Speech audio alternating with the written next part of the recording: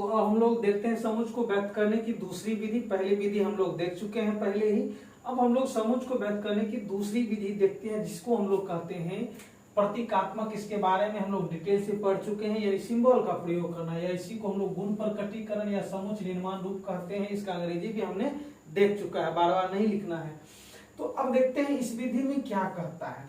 तो कहता है कि समुच्चय को व्यक्त करने की इस विधि में, यानी किस विधि में, तो प्रतीकात्मक या गुण प्रकटीकरण विधि में, समुच्चय के सभी अवयवों को बतलाने के लिए, सभी अवयवों के बदले हम क्या करते हैं, एक चर लेकर। अब पहले वाले में हमारा था कि उसके सारे अवयवों को क्या करते थे, मैन्युअली कोष्ठक के अंदर एक एक करके कोमा की सहायता से लिख देते थे। लेकिन अब किसके नाम से ही पता चला कि उसके अवयवों को नहीं लिखना है, बल्कि उसके बदले हमको क्या करना है, संकेत लेना है, सिंबल लेना है। तो हम क्या करते हैं कि समुच्चय का जितना भी अवयव है उसके बदले हम क्या कर लेते हैं, एक चर ले लेते हैं, एक्स ले लेते हैं। अब चर का प्रयोग कहाँ होता है, कैसे होता है, वो हम लोग पढ़ चुके हैं।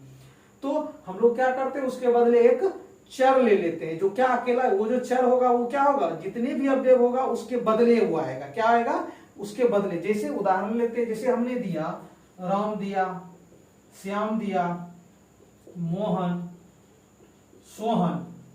अब बहुत सारे नाम है, इस धरती पर बहुत सारे नाम है। अब जो है हम यदि इस सबों के नाम के बदले एक वैसा शब्द देते हैं जिसके अंदर सब आ जाए, मतलब इस सब के बदले यदि हम एक शब्द बॉय दे दें, तो यानी ये सब किसके अंदर आ गया, इसके अंदर। यानी बॉय का मतलब सब हो गया, राम, श्याम, मोहन, सोहन, जितना भी है, जॉन, टॉम, जो भी है, सब आ गया। यानी एक शब्द बॉय जो है अकेला इस सब को अपने अंदर क्या किए हुए, समेटे हुए हैं। उसी तरह हम जो है अवयव नहीं दे करके, यानी ए, ई, आई, ओ, यू मान लेते हैं, ये अंग्रेजी बनवाला के क्या है, वोवेल्स है। अब ये सभी अवयव, इसके बदले हम क्या कर देते हैं, जैसे यहाँ नाम दिए थे बॉय, तो उसी तरह हम यहाँ क्या ले लेंगे, चर ले लेंगे, और ये अकेला जो है इस सब को बतलाएगा। तो वही हम लोग देख रहे हैं, तो वही लिखे हैं कि समुच्चय को व्यक्त करने की इस विधि में समुच्चय के सभी अवयवों को बतलाने के लिए सभी अवयवों के बदले एक चर लेकर उसे एक मैन्युअली कोष्ठक के अंदर लिख दिया जाता है। तो चलिए एक उदाहरण हम यहाँ दे रखे हैं कि ए बराबर ए, ई, आई, ओ, यू क्या है। अब ये हम लोग देख चुके हैं कि सारणी रूप में है। अब इसी को हम लोग को किस में लिखना है, किस रूप में लिखना है, तो प्रतीकात्मक या गुण प्रकटीकरण विधि में। तो क्या अभी तुरंत देखे कि जितना भी अवयव है उसके बदले एक चर ले लेते हैं, यानी इस पांचों के बदले हम एक चर ले लिए, एक्स। चलिए ले लिए, जो कहा वो किए। अब आगे ही क्या कह रहा है, फिर चर एक्स के तुरंत बाद दो संकेत, तिरछी लकीर। अब आपके पास दो संकेत, दो सिंबल, दो चिन्ह है। एक है तिरछी लकीर, यानी ये इस तरह तिरछी लकीर है, और एक है कॉलन। क्या है, कॉलन, यानी इसको हम लोग क्या कहते हैं, कॉलन। तो आपके पास दो संकेत है, एक कॉलन है, एक तिरछी लकीर। तो में से किसी एक संकेत को लिखकर क्या किया जाता है, अब इस दोनों में से किसी संकेत को लिख सकते हैं। किसके तुरंत बाद, चर के तुरंत बाद। यानी क्या किए, एक समुच्चय को व्यक्त करें इस विधि में सभी अवयवों के बदले एक्स ले लिए, उसके बाद एक्स के तुरंत बाद हम क्या कर दिए, उस चिन्ह को लिख दिए हमने। यहाँ हम अगर जो चाहेंगे तो तिरछी लकीर भी दे सकते हैं, कोई दिक्कत नहीं है, दोनों में से कोई भी दे सकते हैं। क्या किया, एक संकेत को लिखकर फिर चर को लिख दिया जाता है। फिर जो चर हम माने थे उसको लिख दिया जाता है। एक्स ही माने थे तो एक्स भी लिख दिए, एक्स ही लिख दिए, वाई भी लिख सकते थे। चर को लिख दिया जाता है। फिर चर एक्स के बाद कॉमा दिया जाता है, तो कॉमा दे दिए हम। कॉमा देकर अंत में चर के वैसे गुण को लिख दिया, यानी एक्स का एक वैसा गुण लिखेंगे जो समुच्चय के प्रत्येक अवयव द्वारा संतुष्ट होता है। अब यहाँ एक वैसा गुण लिखेंगे जो क्या होगा, इस सब यानी ए, ई, आई, उस सब के द्वारा क्या किया जाता है, संतुष्ट किया जाता है। तो यहाँ क्लियर है, ये अंग्रेजी वर्णमाला का क्या है, एक लेटर्स है, तो हम लिख, सॉरी वोवेल्स है, तो यहाँ लिख देंगे कि क्या लिख देंगे, एक्स अंग्रेजी, यानी इसके लिए एक गुण लिखेंगे, इसमें से प्रत्येक अवयव इसके अंदर आना चाहिए। तो अंग्रेजी वर्णमाला का एक क्या है, स्वर है। क्या है, बस हो गया, मतलब कुछ नहीं था। तो समुच्चय को व्यक्त करने की इस विधि में हम चूंकि क्या कर रहे हैं, इसमें संकेत का यूज करेंगे, तो सभी अवयवों को बतलाने के लिए सभी अवयवों के बदले एक चर ले लिए, लेकर उसे एक मझोले कोष्ठक के अंदर डाल दिए। ठीक है, मझोले कोष्टक के अंदर क्या किया, लिख दिया जाता। फिर चर के तुरंत बाद दो संकेत, या तो आप तिरछी लकीर लीजिए या फिर कॉलन। हमने तिरछी लकीर यूज किया, हम यहाँ कॉलन भी यूज कर सकते हैं। कॉलन को में से क्या, किसी एक संकेत को लिख दिया, ठीक है, और फिर चर को लिख दिया, फिर चर को लिख दिया, और फिर चर के तुरंत बाद कोमा लिख दिया, अंत में चर के अवयव ऐसा गुण को लिख दिया जिसको क्या, इस सब क्या करता हो, संतुष्ट करता हो। यही हमारा हुआ समुच्चय निर्माण विधि, या इसी को हम लोग कहते हैं प्रतीकात्मक विधि। मतलब कुछ नहीं है, मंझला कोष्टक लिए, एक सब अवयवों के बदले एक चर लिए, एक्स लिए, सच दैट, यानी दो चिन्ह था, दोनों से कोई क्या यूज किए, फिर उसके बाद चर लेके उसके बाद एक विशेष गुण को क्या कर दिए, लिख दिए, काम खत्म। यही हुआ हमारा सारणिक, ये सॉरी क्या हुआ, गुण प्रकटीकरण या समुच्चय निर्माण विधि। अब हम लोग इसको पढ़ते क्या है वो हम देखते हैं, लेकिन पहले ये देख लेते हैं कि ये हमारा तिरछी लकीर या कॉलम जो था इसका क्या मतलब होता है, यानी इसको क्या पढ़ते हैं। इसको तो कुछ पढ़ेंगे, ऐसे तो नहीं कि फालतू में दे दिया। तो इसको हम लोग, यानी ये तिरछी लकीर या फिर कॉलम है, इसको हम लोग पढ़ते हैं अंग्रेजी में सच दैट, और हम लोग जनरली सच दैट ही पढ़ेंगे। हिंदी जब बात करेंगे तो क्या होगा, इसका हिंदी होता है ऐसा की, या जहां की, या जब की, यानी इस तीनों में से हम कोई भी पढ़ सकते हैं। यानी सच दैट क्या ध्यान में रखना है, क्योंकि इसको आप देखेंगे बोर्ड मेरे पास उतना बड़ा है नहीं जो हम इसको भी रखेंगे, तो हम एडजस्ट थोड़ा सा करना पड़ेगा। तो सच दैट इसको पढ़ते हैं, या ऐसा की, जहां की, जब की। किसको पढ़ा जाता है, तो इस चिन्ह को, या तो कॉलम को या तिरछी लकीर को। अब हम लोग देखते हैं कि इस ये जो लिखा इसका क्या मतलब है वो देखते हैं।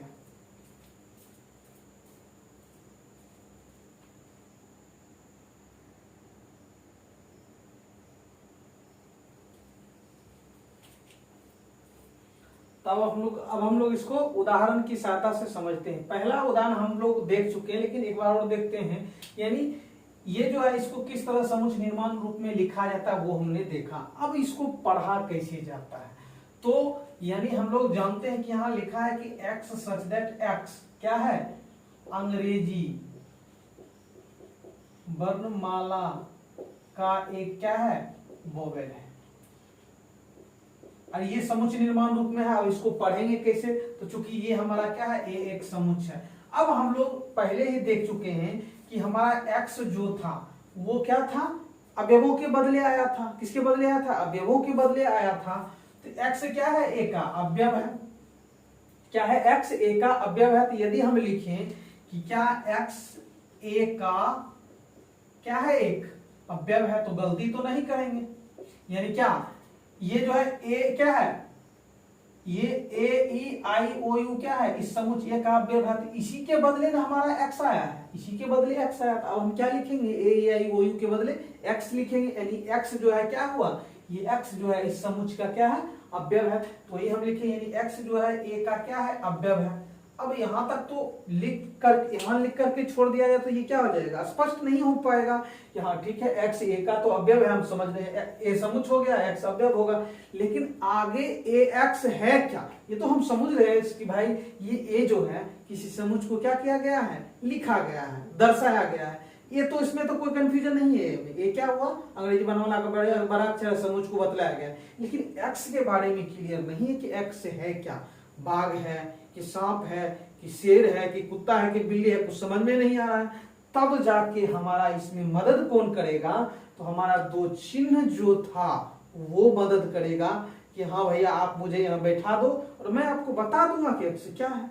तो अब हम उसकी क्या करेंगे, उसको बुलाएंगे। क्या करेंगे, उसको बुलाएंगे। तब जाके हम क्या लिखते हैं, यानी ये जो x का तो काम खत्म हो गया। ये पहला जो हमारा था x, यानी ये जो था हमारा क्या, यहाँ x पहला जो लिखा हुआ था, तो ये x तो यहाँ आ गया, इसका काम खत्म हो गया। अब इसका काम होगा, यानी ये कहेगा, इसका मतलब होता है ऐसा की या जहां की। इसी को हम लोग क्या कहते हैं, तो क्या जहां की भी लिख सकते। तो ऐसा की मतलब ये बतलाने जा रहा है कि हाँ x है क्या, यानी या ये भी हम लिख सकते हैं इसको, ऐसा की या जहां की, जहां की ना, क्या, जहां की। तो जैसे हम मान लेते हैं कि जैसे कोई लड़की जा रही है, क्या जा रही है, कोई लड़की जा रही है। हम किसी को कहे कि देखो वो लड़की जा रही है, क्या लिख बोले कि वो लड़की जा रही है, और उसके बाद हम क्या, तो जा रहे, तो वो सामने वाला कहेगा जा रहे क्या करें, तो बोले, तब हम यदि आगे बोले जो कि मेरी बहन है। मतलब जो कि क्या कर रहा है, जोड़ रहा है, यानी उसके बारे में बतला रहा है कि उसका संबंध किससे है, मुझसे, यानी वो मेरी बहन है। यानी उसी तरह यहाँ जो है ये कहेगा कि जहां की, यानी जहां की के बाद क्या देंगे, कॉमा देंगे। क्या देंगे, जहां की या जबकि के बाद क्या देंगे, जहां की। अब इसके बारे में, एक्स के बारे में बतलाएगा कि एक्स क्या है, क्या एक्स एक का एक अवयव है, जहां की एक्स क्या हो गया, फिर एक्स जो है इसके बदले ये दोबारा जो एक्स आया था तो एक्स लिखे, एक्स क्या है, अंग्रेजी वर्णमाला, अंग्रेजी वर्णमाला का एक वॉवेल है। तो हम लोगों ने समझ लिया कि इस एक्स का मतलब है ये इसका अवयव है, इसका मतलब ये बतलाएगा इसके बारे में। दोबारा आने का मतलब हुआ कि ये चिन्ह जो है बतलाएगा इसके बारे में, क्या बतलाएगा, तो ये जो हो गया इसका अवयव हो गया, जहां की एक्स क्या है तो ये अंग्रेजी वर्णमाला का क्या है, एक वोवेल है। तो इसीलिए ये क्या कहलाया हमारा, गुण प्रकटीकरण, या क्या कहलाया, इसी को हम लोग कहते हैं समुच्चय निर्माण विधि भी कह सकते हैं। इसको दूसरे तरीके से भी क्या, अब हम यहाँ क्या एक्स को पहले लिखे, ए को बाद में लिखे, एक्स क्या हो गया, ए का अवयव हुआ। यदि इसी को दूसरे तरीके से लिखेंगे तो क्या, ए जो है क्या है, एक्स का क्या है, एक समुच्चय, यानी एक्स क्या हो गया, अब ए क्या है, समुच्चय है किसका, एक्स का। एक्स मतलब एक्स वस्तुओं का, मतलब इन अवयवों का क्या है, ये समुच्चय है, जहां की एक्स अंग्रेजी वर्णमाला का क्या है, वोवेल है। मतलब दोनों तरीके से हम लिख सकते हैं, यानी या तो एक्स को पहले लिखेंगे तो चूंकि एक्स ए का अवयव हो गया, नहीं हो गया, क्या हो गया, अवयव हो गया, और जब हम ए को पहले लेंगे तो ए क्या हो गया, समुच्चय हो गया किसका, तो एक्स का। तो हम लोग दोनों तरीके से व्यक्त कर सकते हैं। अब दूसरा उदाहरण हम लोग देखते हैं, तो और अच्छी तरह क्लियर हो जाएगा।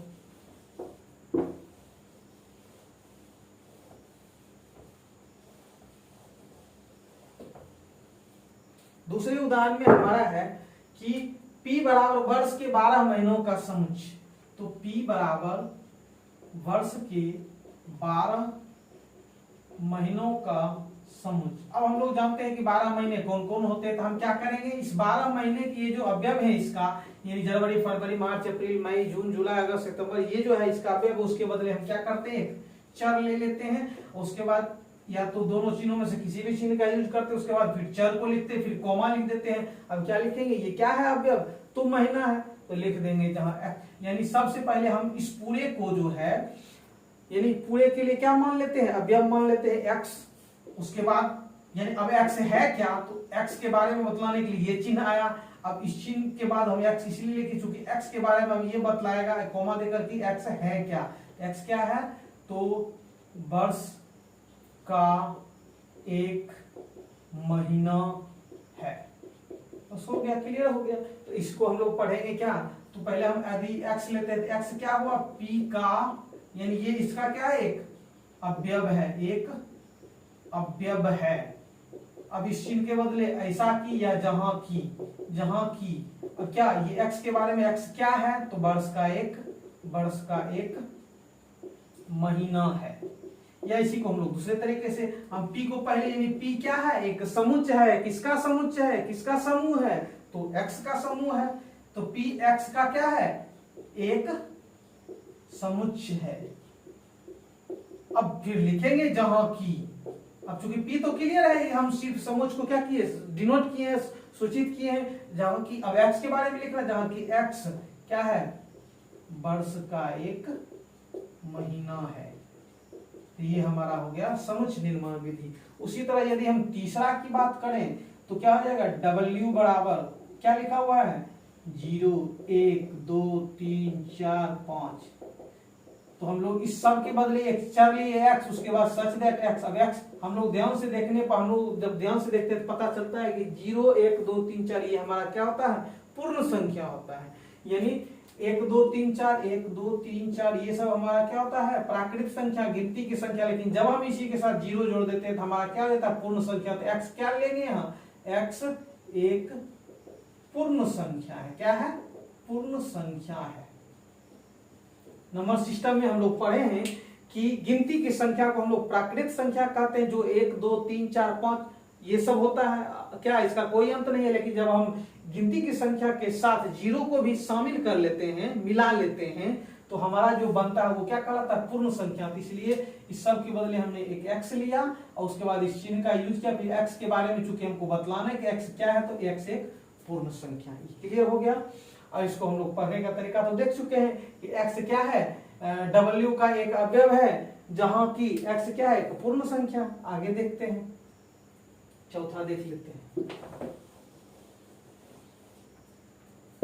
चौथा हमारा है d बराबर क्या लिखा है, शब्द डॉग के सभी लेटर्स का समूह। तो डॉग शब्द में कितने लेटर्स हैं, डी होगा, ओ होगा और जी होगा, यही होगा हमारा। यदि हम इसको यानी डॉग के सभी लेटर्स का समूह, यानी डॉग शब्द है, डॉग के सभी लेटर्स का समूह। अब हम लोग देख रहे हैं कि डॉग में कितने लेटर हैं, तो 3, 1 2 3। तो अब हम लोग इसको जब समुच्चय निर्माण रूप में लिखेंगे तो इस सब यानी इस तीनों के बदले, क्योंकि इसका अवयव तो यही तीनों होगा, इस तीनों के बदले हमने x लिया, उसके बाद सच दैट। अब x के बारे में क्या है बताएंगे, x क्या है, तो शब्द इसका डॉग का एक लेटर है या अक्षर है। बस हो गया हमारा, यही क्या हुआ, एक समुच्चय निर्माण रूप में क्या हुआ, ये समुच्चय को व्यक्त करने की विधि हुआ। तो हम लोगों ने देखा कि समुच्चय को दो तरीके से व्यक्त किया जाता है, जिसको दोनों को देखा, एक सारणी तालिका रूप, दूसरा समुच्चय निर्माण रूप। इसको अच्छी तरीके से समझ लेना। क्यों, क्योंकि सारणी यानी पहले से दूसरे में या दूसरे से पहले में क्या करने कहेगा, बनाने कहेगा, बदलने कहेगा, जो कि बहुत सारा प्रश्न इस तरह का है, जो कि हम लोग धीरे धीरे देखते जाएंगे। आगे हम लोग देखते हैं।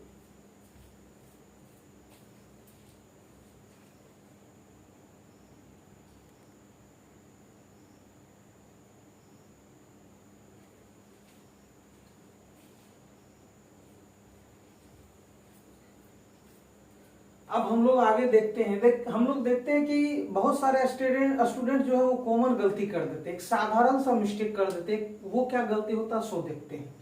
तो जैसे हम कोई एक उदाहरण ले, a बराबर 10 से अधिक प्राकृतिक संख्याओं का समुच्चय। ये कोई समुच्चय है, हम लोग जानते हैं 10 से अधिक प्राकृतिक संख्या क्या होगा, तो 10 होगा, 11 होगा, 12 होगा, 13 होगा, 14 होगा, 15 होगा, 16 होगा। ये सब हमारा 10 से अधिक प्राकृतिक संख्या होगा। प्राकृतिक संख्या मतलब फिर वही बात, गिनती की संख्या 1 से शुरू होगा। अब किसी स्टूडेंट ने क्या किया कि इसको जो है यानी मंझोला कोष्ठक के अंदर मंझोला कोष्ठक ले लिया और उसके अंदर ये पूरे गुण को ही लिख दिया, जैसे लिखा हुआ था वैसे। ये गलत है। कभी भी मंझोला कोष्ठक के अंदर हम उसके साधारण गुण को नहीं लिखेंगे। हम या तो दो ही तरीका से लिख सकते हैं, या तो उसके अवयवों का सारणी बना देंगे, या फिर उसको क्या कर देंगे, सिंबल का यूज करके लिख देंगे। डायरेक्ट यदि हम जो लिखा हुआ था उसी को हम मंझोला कोष्ठक के अंदर डाल देते हैं, ये हमारा क्या हो जाएगा, गलत हो जाएगा गणित के नियम के अनुसार। इसलिए हम लोग इसी गलती नहीं करेंगे। यानी हम इसको या तो क्या 11 12 13 ये हम क्या किए, इसका यानी इसको सारणी रूप में लिख दिए, यानी इसके अवयवों को कोमा की सहायता से लिख दिए, या तो इस तरीके से लिख सकते हैं, या फिर हम क्या किए, x सच दैट x 10 से अधिक एक क्या है, प्राकृतिक संख्या, जिसको समुच्चय निर्माण रूप, जो कि अभी हम लोग अच्छी तरह समझ चुके हैं। यानी इसी दोनों विधि से हम व्यक्त कर सकते हैं। तो तीसरा नियम इसमें नहीं लगाना है अपने मन से, नहीं तो गलत हो जाएगा।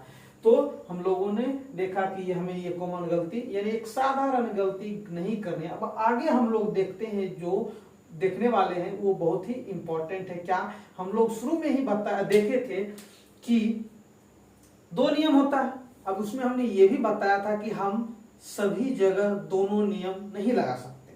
सभी जगह जैसे ये एक उदाहरण था, तो हम इसको दोनों विधि से बना लिए, यानी दोनों तरीके से व्यक्त कर दिए। लेकिन बहुत सारे ऐसे क्या है, समुच्चय हैं, समूह है, जिसको हम दोनों तरीके से व्यक्त नहीं कर सकते हैं। तो जब दोनों तरीके से व्यक्त नहीं कर सकते हैं, तो क्या कोई तीसरा नियम भी है या तीसरा विधि भी है समुच्चय को व्यक्त करने का, वो हम लोग देखते हैं। तो हम लोग यहाँ 4 उदाहरण लिए हैं। पहला है कि x अक्ष के समांतर सभी रेखाओं का समुच्चय। तो x अक्ष के समांतर हम लोग जानते हैं कि x अक्ष और y अक्ष क्या होता है, बहुत सारे पढ़े हैं, y डैश, x डैश। हम लोग जानते हैं कि ये जो हमारा है, यही हमारा क्या कहलाता है, x अक्ष कहलाता है। क्या कहलाता है, x अक्ष हमारा ये कहलाता है। तो हम लोग देखते हैं x अक्ष। अब आगे ये कहता है कि x अक्ष के समांतर मतलब 2 रेखाएं समांतर क्या होती है, जब दोनों की बीच की दूरी सभी जगह क्या होती है, एक समान होती है, जैसे रेल की पटरियां। तो यही कहता है कि अब एक्स अक्ष के समांतर जितनी भी रेखाएं हैं उसका ये समुच्च पूछ रहा है, यानी एक्स अक्ष के समांतर क्या हम लोग जो है अनंत रेखाएं खींच सकते हैं, क्योंकि ये और भी बेहतर रहेगा। अनंत रेखाएं खींच सकते हैं जिसका कोई अंत नहीं है। क्या है? जिसका कोई अंत नहीं है। अब इसको हमको क्या करना है? व्यक्त करना है समुच्चय निर्माण रूप में या फिर सारणी रूप में। तो हम लोग क्या देखेंगे कि क्या दोनों तरीके से हम व्यक्त कर सकते हैं? तो हम लोग कहेंगे नहीं, हम इसको दोनों तरीके से व्यक्त नहीं कर सकते हैं। तो किस तरीके से व्यक्त कर सकते हैं और किस तरीके से नहीं, सो देखते हैं। तो देखिए, अभी तुरंत हम लोगों ने देखा था कि सारणी रूप में जो था वो कहता है कि भैया हमको जो जितना भी अवयव है उसका क्या बना के दो, हमको सारणी बना के दो, टेबल बना के दो, सबका नाम लिखो और उसके बाद गोमा की सहायता से अलग अलग करो।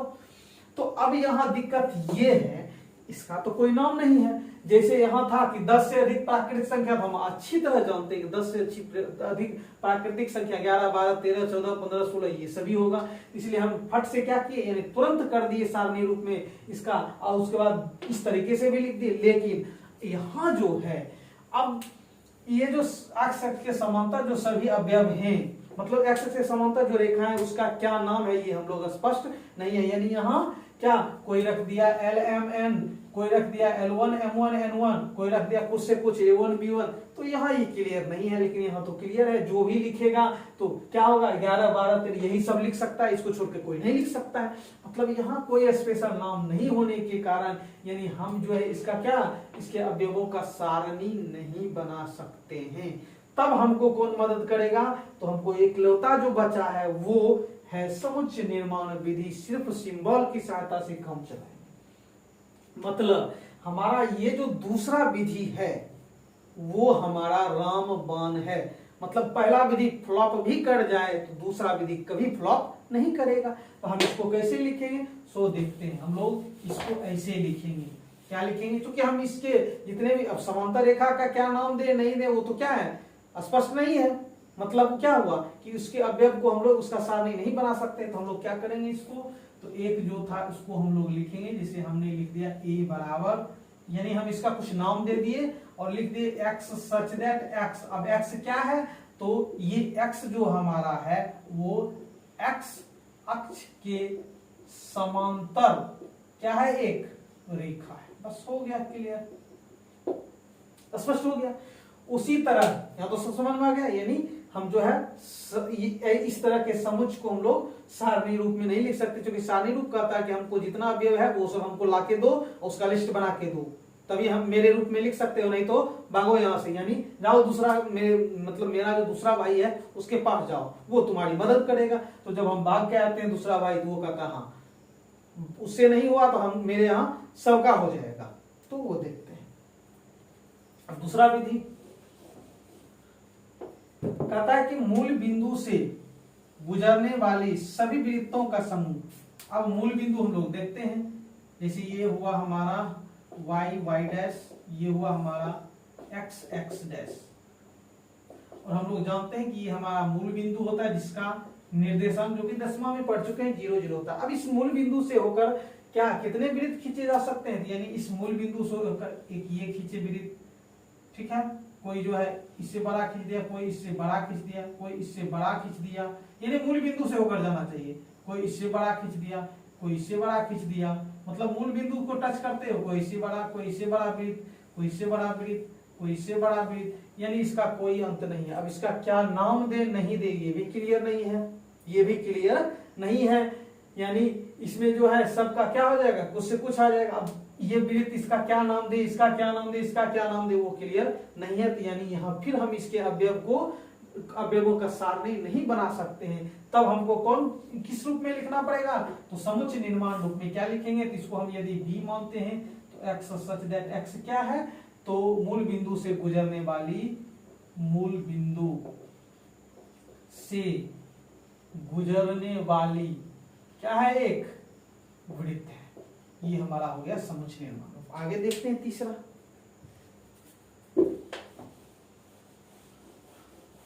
तीसरा हम लोग देखते हैं, तीसरा क्या कह रहा है?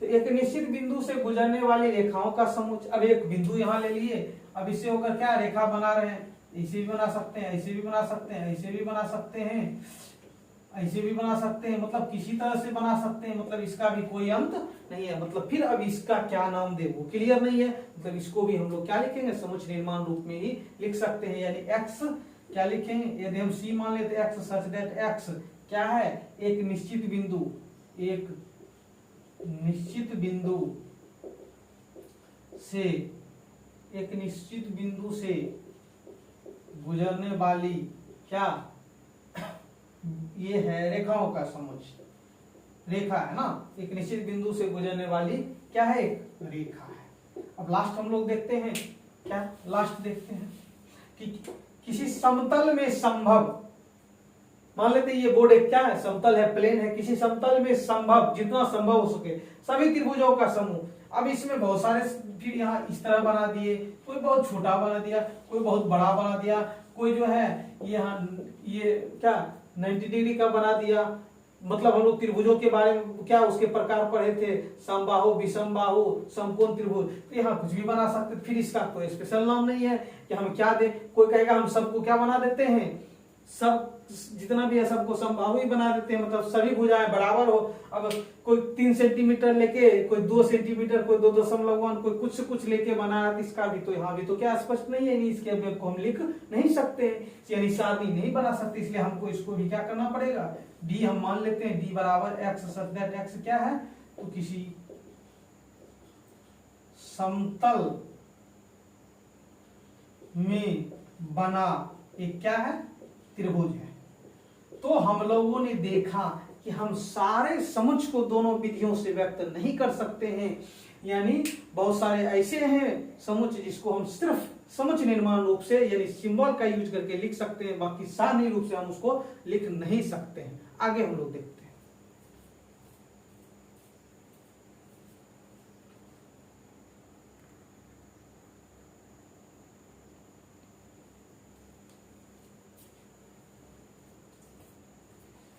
तो अब हम लोग आगे बढ़ते हैं। अब हम लोग जो देखने जा रहे हैं वो भी बहुत ही इंपॉर्टेंट है।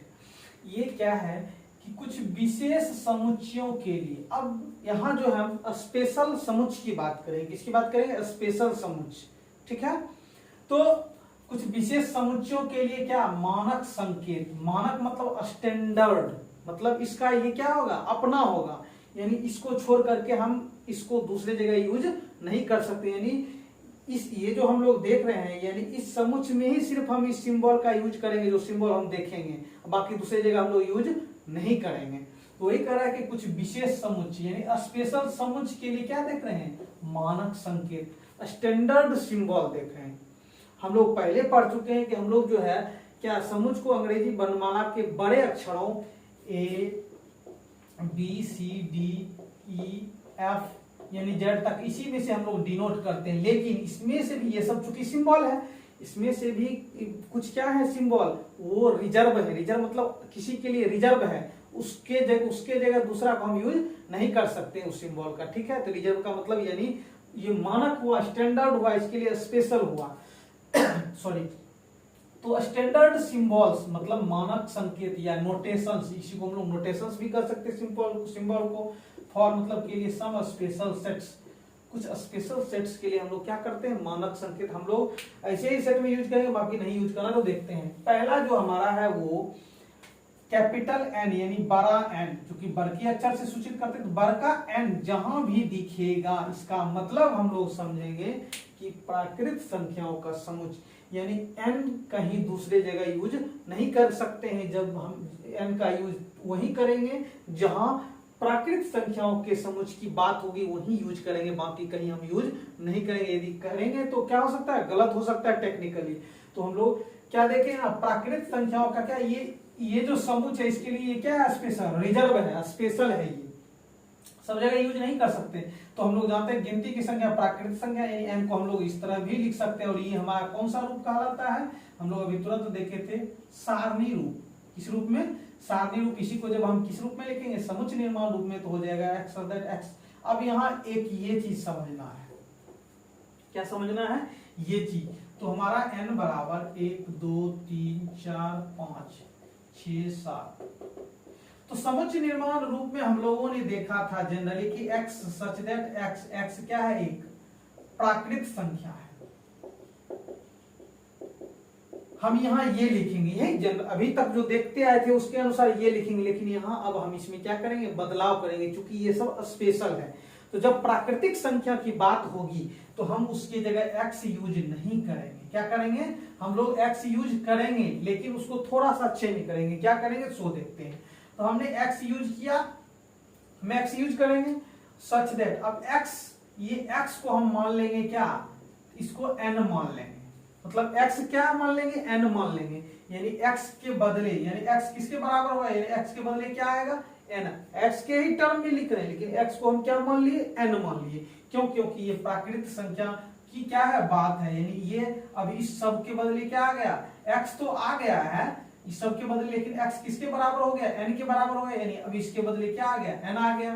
क्या आ गया, n आ गया। यानी x की जगह यदि 1 आएगा तो n की जगह भी 1 आएगा, x की जगह 2 आया तो n की जगह 2, x की जगह 3 तो ये भी 3। यानी क्या हुआ, अब n के टर्म में, यानी चूंकि ये नेचुरल नंबर की बात है। अब n है क्या, तो जहां लिखेंगे n एक प्राकृत संख्या है। क्या है, जो कि क्या, ये भी थोड़ा सा गड़बड़ लग रहा है। क्या गड़बड़ लग रहा है, क्योंकि जब हमको जब n लाना ही था, यानी कहने का मतलब ये हुआ कि n को जब लाए तो कुछ ना कुछ चेंजिंग करना पड़ेगा। अगर जो हमको यहाँ इस तरह ही लिखना था, हम n को क्यों लाते, इसलिए हमको थोड़ा सा चेंजिंग करना पड़ेगा। क्या, तो n क्या है, तो n जो है हमारा प्राकृत संख्या है।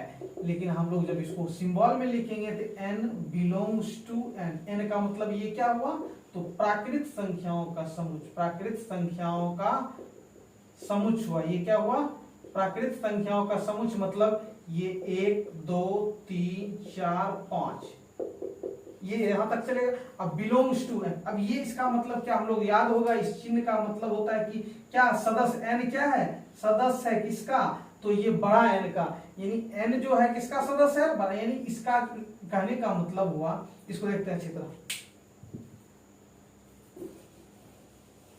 तो हम लोग यहाँ जो लिखेंगे कि n है क्या, तो n जो है क्या है, प्राकृत संख्या, यानी n प्राकृतिक संख्या को हम लोग इसको इस तरह लिख सकते हैं सिंबल के रूप में। मतलब क्या हुआ, क्योंकि ये n जो है किसका सदस्य है, n का सदस्य है, और n का मतलब हुआ 1 2 3 4 5 6। यहाँ जो ये n जो है ये सदस्य है किसका, इसका मतलब ये एक समुच्चय है, और इसका अवयव कौन है, n है। इसका मतलब यही हुआ ना, जैसे हम a बराबर क्या लिए, 1 2 3 4 5। अब हम क्या लिखेंगे, यहाँ एक जो है किसका सदस्य है, एक का सदस्य है, इसको हम लोग इस तरह लिखते हैं। याद होगा हम बताए थे, 2 किसका सदस्य है, 2 किसका सदस्य है, एक का, तो हम लोग इस तरह लिखेंगे। तो वही है कि चूंकि ये तो हमारा क्या है, n क्या है, हमारा प्राकृतिक संख्या है। क्या है, यहाँ क्या प्राकृतिक संख्या है, प्राकृतिक संख्या के लिए यहाँ n आया प्राकृतिक संख्या के लिए, ये क्या होगा 1 2 3 4 5 6 7 8 9, यानी ये इस तरह लिखेंगे, यानी ये लिखेंगे। और बिलोंग्स टू, ये क्या होगा, हम लोग देखते हैं कि एक क्या है, इसका सदस्य है, ये भी इसका सदस्य है, ये भी, यानी ये समुद्र है और ये छोटा सा है, इसी से निकला है इसका मतलब। यानी ये जो होगा इस बड़का n का क्या होगा, सदस्य, यानी इसी से ये क्या होगा, आएगा। तो हम लोग समझे कि हम लोग इसको जब इसको इस तरह क्या करेंगे, संकेत के रूप में लिखेंगे। ठीक है, समझ में आ गया, आगे बढ़ते हैं।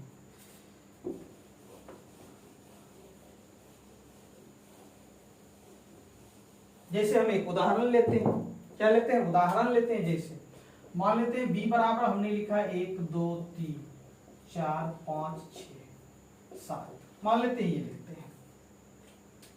अब हम इसको संकेत के रूप में लिखेंगे, क्या लिखें, x सच दैट x बराबर क्या n। क्यों, क्योंकि ये प्राकृतिक संख्या है, तो उसके बदले हम हमेशा क्या x को n माने।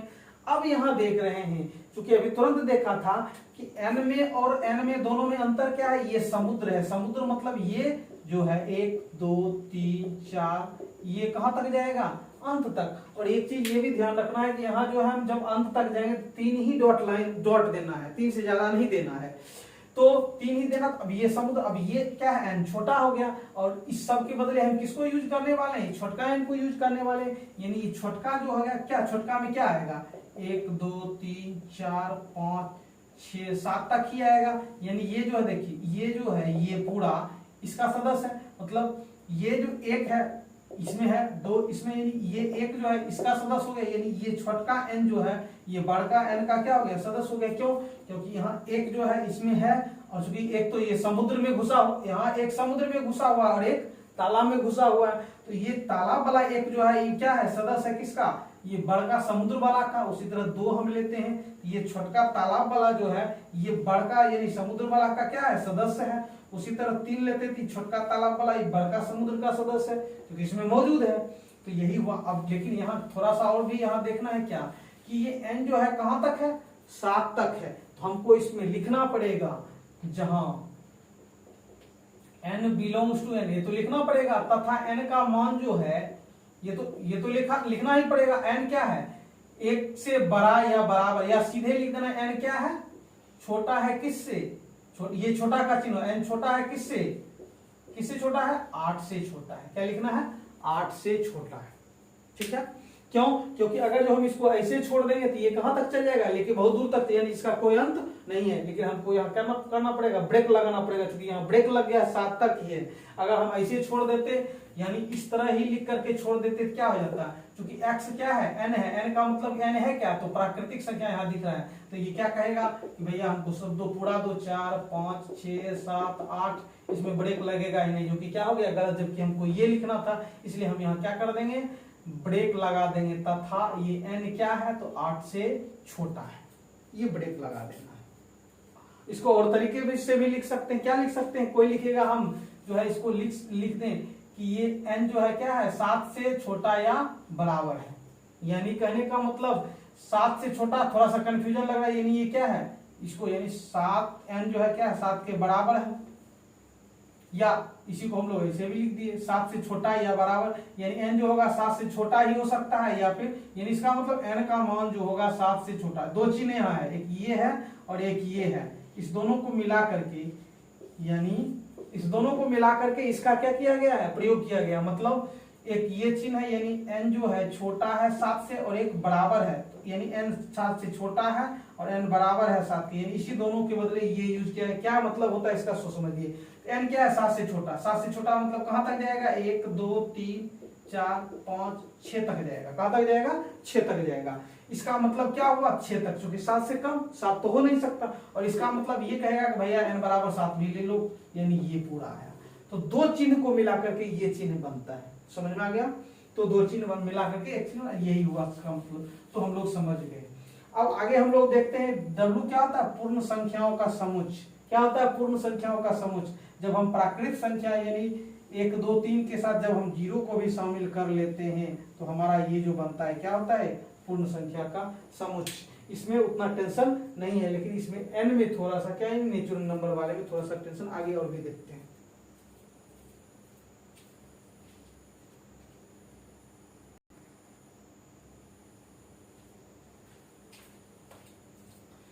तो अब हम लोग देखते हैं, चूंकि प्राकृतिक संख्या होता है पहले, फिर होता है पूर्ण संख्या, उसके बाद पूर्णांक होता है। पूर्णांक क्या होता है, सो समझते हैं। हम लोगों ने अभी देखा कि 1 2 3 4 5, ये 3 डॉट ही देना है, ये हमारा प्राकृतिक संख्या होता है, गिनती की संख्या।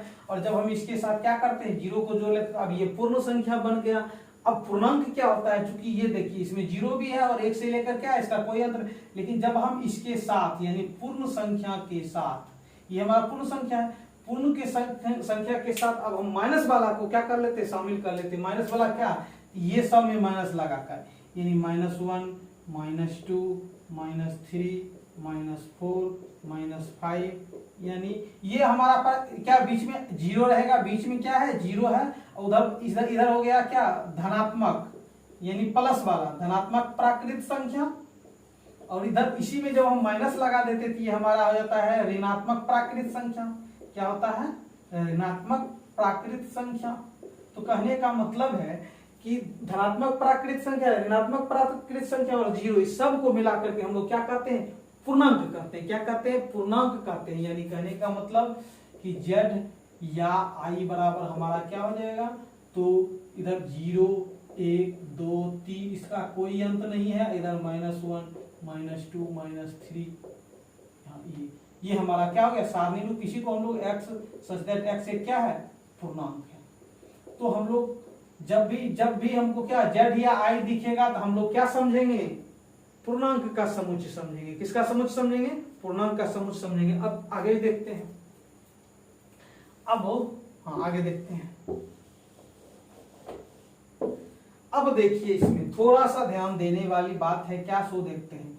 ये जो हमारा पूर्णांक है, पूर्णांक में हम लोग देखिए कि ये जो है यहां से और यहां देखते हैं तो ये माइनस वाला है और ये प्लस वाला है, और जीरो जो है ना तो प्लस में आता है ना माइनस में, ना धनात्मक है ना ऋणात्मक है। जीरो जो है ना धनात्मक है और ना ऋणात्मक है, यानी ये क्या है, बीच का है। तो इधर प्लस में हो गया और इधर माइनस में हो गया, यानी इधर हो गया धनात्मक पूर्णांक, ये हो गया धनात्मक पूर्णांक और इधर हो गया ऋणात्मक पूर्णांक। यानी हम इस पूर्णांक को दो भाग में बांट सकते हैं, एक धनात्मक पूर्णांक और एक ऋणात्मक पूर्णांक। जीरो लटकता रहेगा बेचारा, क्यों, क्योंकि ये जो है ना इधर जाएगा ना इधर, चूंकि ना ये धनात्मक है ना ऋणात्मक है, तो बीच में लटका रहेगा अपना। तो अब हम अगर जेड प्लस लिख दें या आई प्लस, तो इसका मतलब हुआ जेड, यदि जेड या आई लिखेंगे इसका मतलब इसमें प्लस माइनस दोनों है, प्लस माइनस दोनों है, यानी प्लस वाला भी आएगा और माइनस वाला भी आएगा और जीरो भी आएगा। इसका मतलब ये हुआ, यानी प्लस वाला भी माइनस वाला भी और जीरो, यानी ये पूरा आएगा। लेकिन हम जेड प्लस दिए, यानी इसका मतलब हुआ कि ये प्लस का मतलब हुआ सिर्फ धनात्मक आएगा, यानी धनात्मक पूर्णांकों का समुच्चय। तो अभी तुरंत हम लोग देखें धनात्मक में क्या आएगा, एक से शुरू होगा, 1 2 3 4 5 6, ये इसका कोई, यानी क्या होगा, ये सब हो गया। इसी को हम लोग ये भी लिख सकते हैं, क्या, तो ये प्राकृत संख्या भी लिख सकते हैं। तो धनात्मक पूर्णांक का मतलब होता है प्राकृत संख्या, देखने से पता चल रहा है। अब यदि यही दे दिया जाए जेड माइनस या आई माइनस, इसको हम लोग समुच्चय निर्माण रूप में लिख सकते हैं, सिंपल है। अब यहां ये क्या हो गया, ये माइनस वाला हो गया, यानी ये हो गया ऋण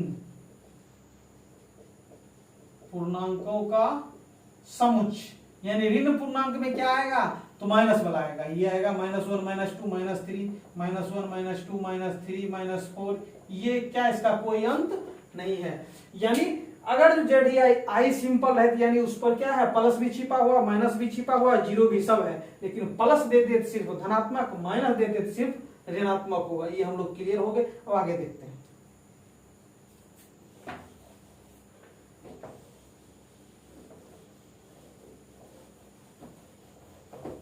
अब इसी में एक आता है क्यू। क्यू का मतलब होता है परिमेय संख्या।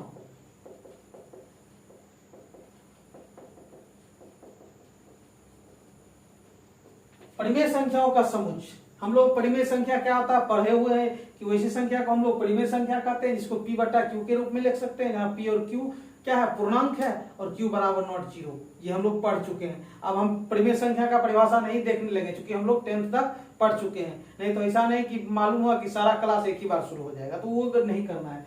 तो परिमेय संख्या अभी तुरंत हम लोगों ने देखा कि प्राकृत संख्या में पूरा संख्या क्या है, पूरा पूरा है, इसमें पॉइंट वाला कोई नहीं है। उसी तरह पूर्ण संख्या में भी हमारा पॉइंट वाला कोई नहीं था। उसी तरह पूर्णांक वाला में भी ये सिर्फ इसमें -2 -3 -4 ये सब लगता चला गया, ये पूर्णांक हुआ। अभी तक दशमलव वाला यानी पॉइंट वाला नहीं आया। लेकिन जब हम परिमेय संख्या में आते हैं तो परिमेय संख्या का मतलब हुआ, परिमेय संख्या का मतलब, परिमेय संख्या का मतलब प्राकृत संख्या, पूर्ण संख्या, उसके बाद पूर्णांक, ये सब को मिला लेते तो हमको क्या मिलता है, परिमेय संख्या। लेकिन इसमें दशमलव वाला भी आ जाता है। कौन वाला, दशमलव वाला, यानी ये सब, यानी प्राकृत संख्या, पूर्ण संख्या और पूर्णांक, दशमलव वाला जो आ जाता है वो सब भी क्या कहलाता है, वो पूरा हमारा क्या कहलाता है, परिमेय संख्या कहलाता है। क्या कहलाता है, परिमेय संख्या। तो हम अब इसका क्या अवयव लिखे नहीं लिखे, इसमें तो क्लियर था कि ये सब था, लेकिन चूंकि इसमें पॉइंट वाला आ रहा है, क्या आ रहा है, पॉइंट वाला, तो हम लोग जानते हैं कि 1 और 2 के बीच ही कितना हम लोग निकालते थे, परिमेय संख्या कितना निकालते थे, बहुत सारा होता था, अंत होता था, तो इसको लिख पाना संभव नहीं है। जैसे 1 और 2 के बीच हम कुछ लिख दिए, मान लेते हैं 1.2, कोई लिख दे 1.3, 1.4, 1.5, 1.6। अब हम 1 और 2 के बीच कितना लिखते हैं, संभव है, तो इसलिए हम इसको लिखेंगे नहीं, हम इसको क्या करेंगे, सारणी रूप में ही लिखेंगे। क्या होगा, x सच दैट x क्या है, एक परिमेय संख्या है। परिमेय संख्या। और ये चूंकि अभी देख रहे हैं कि इसमें अब प्लस वाला प्राकृतिक संख्या प्लस में होता है, पूर्ण संख्या प्लस में, जीरो ना प्लस है ना माइनस, लेकिन पूर्णांक प्लस माइनस दोनों में है। तो यहाँ हम जो लिखे पॉइंट में, ये प्लस में भी हो सकता है और माइनस में भी हो सकता है। ये सब क्या है, परिमेय संख्या, यानी परिमेय संख्या भी प्लस में भी हो सकता है और माइनस में भी हो सकता है। तो इसी तरह अगर जो हम यहाँ लिख दिए क्यू प्लस, इसका मतलब हुआ कि धन प्लस वाला, यानी धन परिमेय संख्याओं का समुच्चय। ये सब स्पेशल क्या है, संकेत है इसका, दूसरा जगह हम यूज नहीं करेंगे। कहीं यदि क्यू प्लस दिख गया तो हम उसको धनात्मक परिमेय संख्या समझेंगे, यानी धनात्मक वाला ही समझेंगे। क्यू यदि रखा हुआ तो इसमें प्लस भी आएगा, माइनस भी आएगा और जीरो वाला भी आएगा, यानी सब आ जाएगा इसमें। उसी तरह यदि क्यू माइनस आ गया तो हो गया ये ऋण परिमेय संख्याओं का समुच्चय, यानी इसको हम लोग लिखेंगे ऋणात्मक। क्या लिखेंगे, ऋणात्मक। इसको लिखेंगे धनात्मक। क्या लिखेंगे, धनात्मक। तो क्यू वाला भी केस खत्म, आगे बढ़ते हैं।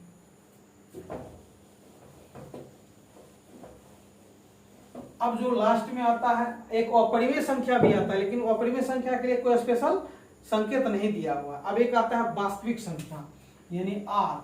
आर का मतलब सभी वास्तविक संख्याओं का समुच्चय। मतलब इसमें भी क्या हुआ कि इसको भी तो हम नहीं लिख सकते हैं, क्योंकि दो वास्तविक संख्या के बीच में क्या है, बहुत सारा अनंत क्या है वास्तविक संख्या लिखी जा सकती। चूंकि अब क्या हुआ, इसके अंदर जो है ये सब का क्या हुआ, हेड हुआ। क्या हुआ, हेड। इसके अंदर प्राकृत संख्या भी है, पूर्ण संख्या भी है, पूर्णांक भी है, परिमेय संख्या भी है और परिमेय, सबको जब मिला देते हैं तो हमारा क्या मिलता है, वास्तविक संख्या मिलता है। यानी इसको भी हम लोग लिख नहीं सकते, यानी इसको भी किससे, कौन सा नियम, यानी सारणी रूप में नहीं लिख सकते हैं। तो कौन नियम बचेगा मेरे पास, तो क्या होगा, ये हमारा समुच्चय निर्माण रूप में लिख सकते हैं।